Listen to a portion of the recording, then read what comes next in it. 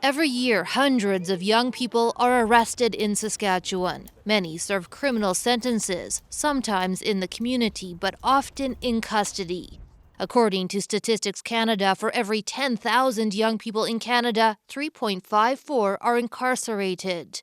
But in Saskatchewan, the rate is nearly 4 times the national average at 13.47.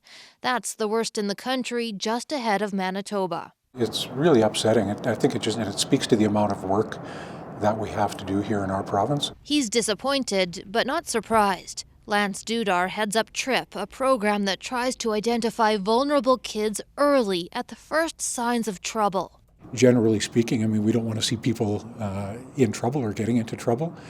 But if we can intervene early enough, then perhaps we can turn that behavior around before it blossoms into something it shouldn't. Of all the youth in custody in Saskatchewan, 87% are Indigenous. Experts say many are moving from the child welfare system into the justice system. When we're thinking about youth in custody, we have to be thinking about all the complex reasons that they're finding themselves involved in the justice system and the really complex challenges we have in Saskatchewan addressing this issue.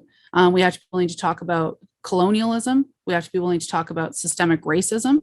Today, the Justice Minister said he wouldn't speculate on why so many young people are incarcerated. We're aware of it and continue to work with our sister ministries across government and look for best practices across the country to see how we can reduce those numbers.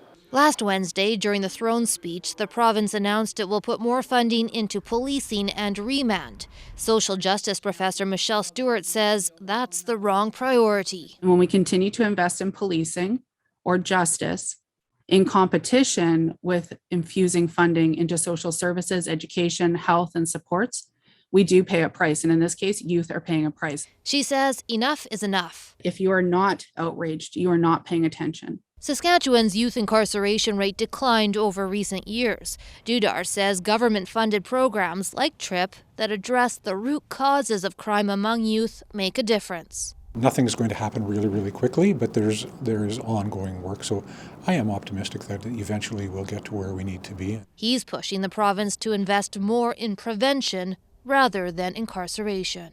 Bonnie Allen, CBC News, Meadow Lake.